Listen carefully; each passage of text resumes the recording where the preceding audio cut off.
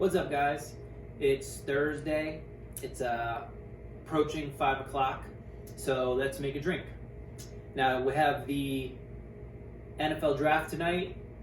I usually don't get too crazy excited for the draft. I think it's probably because the Giants have made it a scary night the past several years, but I'm excited tonight because this is as close as we're going to get to real live sports, right? So I decided to kind of channel Sunday football and make myself a Bloody Mary.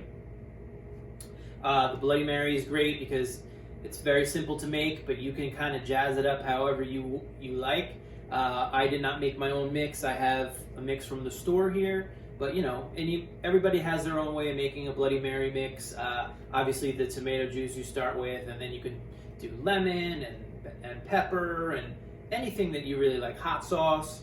Of course, the classic Bloody Mary or the most popular Bloody Mary would be with vodka, but you can make it with anything you like. Usually Bloody Mary is a hair of the dog or something to fix a hangover, so you're going to want to use something that you actually enjoy drinking and not something really crazy. If you don't like vodka, don't drink a vodka Bloody Mary. I'm going to make mine with this Mezcal that I just purchased. Now, when I purchased it, I didn't realize that it was a Mezcal that they make with agave syrup. So it's a little bit, has a sweetness to it. It really mellows down the smokiness of the Mezcal, which is fine. If you are thinking about getting into Mezcal, this would actually be a really good way to start drinking Mezcal because it kind of prepares your palate for the smokiness a little bit better. So what I'm going to do is I'm going to just build it for you. Like I said, you can make it however you want. Today I'm doing a monster Bloody Mary in this Giants glass that I have. Figure I gotta use it for something, right? So I'm basically gonna make 2 servings for myself, or maybe I'll share it, we'll see. But anyway, so I'm gonna go with 4 ounces of my Mezcal. Now if you're making 1, just cut all this in half. So we're gonna go 4 ounces of that. And we're gonna go 1 ounce of fresh lemon juice, if you have it. Hopefully I got enough lemon juice in this lemon to get me to 1/2 ounce. Looks like I do, with just a little bit of work. Let's see. Yep, 1/2 ounce there. I'm sorry, 1 full ounce. Then we're gonna go 1 full ounce of lime. It's always good to work with the fresh fruit. The fresh fruit makes for a nice cocktail, nice drink. Let me just kind of squeeze that in there. Probably should have just done this ahead of time. I mean, I don't know if you guys really care if I'm just squeezing lemons and limes in front of you. It's not really what you're here for, right? You're here for the jokes. I don't have any jokes today. Sorry about that. Maybe I'll think of something funny while I do this. Let's see. Alright, so we got about 1 ounce of lime juice in there. And then, since I'm fancy, I pureed some watermelon juice. Now let me backtrack for a second. When I was thinking about what kind of Bloody Mary I could make for the video, I didn't want to do something basic. And I saw the watermelon in the refrigerator, and I remembered that at one point I made, and I don't make a lot of stuff, so don't think that I'm like some whiz.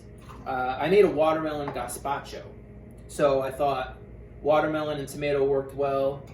At that point, maybe it'll work again. I quickly Googled watermelon Bloody Mary, and the first thing that popped up was a Martha Stewart recipe, so I knew at least Martha Stewart's done it. It's got to be good. I didn't look at the recipe because I wanted to make my own. So we'll see how it works out. Anyway, so I got the watermelon, the citrus, the Mezcal, and now I just need my bloody mix. Make sure that's shaken up nicely. And I'm going to go about 2 to 1 bloody mix to spirit. So that's going to be 4 ounces for my giant monster Bloody Mary. And I've just reached capacity in my shaker, which is good because that's everything I need. I'm gonna shake that up real nicely.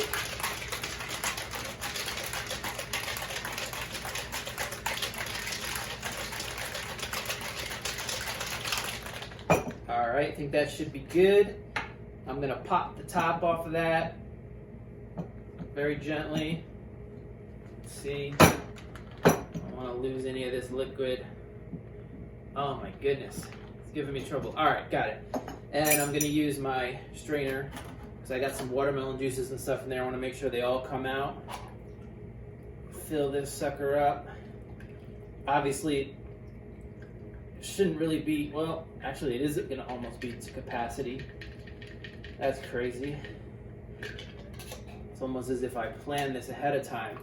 There we go. Yes. Oh, that's nice. Now, the most fun part about a Bloody Mary these days is the garnish. You know, restaurants and bars try to outdo each other. So I wanted to jazz up my garnish. So I cooked 6 shrimp in garlic olive oil, chili flakes, and smoked paprika for my garnish there. I'm just gonna stick that in there. That's gonna be real nice. And my original inspiration, I've always wanted to sell a Bloody Mary with a big Slim Jim sticking in there. So I got this Slim Jim. This is actually a spicy taco seasoned Slim Jim. So it kind of goes well with the Mezcal theme. And I never had this one before, but just figure out, go for it. Stick that right in there. And gotta go with lemon wedge just to kind of citrus it up. And boom, watermelon mezcal Bloody Mary with 6 grilled shrimp, a taco seasoned Slim Jim, and my favorite part of this, I always knew that I was going to put a Slim Jim in a Bloody Mary, and then I worked from there, and then I decided to do it on draft night, so I decided to get my Giants mug that I barely ever use, and as I'm standing here making the drink, I see that, lo and behold, this was all meant to be. Wait for it. That is a Slim Jim glass. If you can't see it, I'm bringing it over to you. Slim Jim, baby. Let's give this thing a try. Oh, it's good. Ooh, yeah, brother.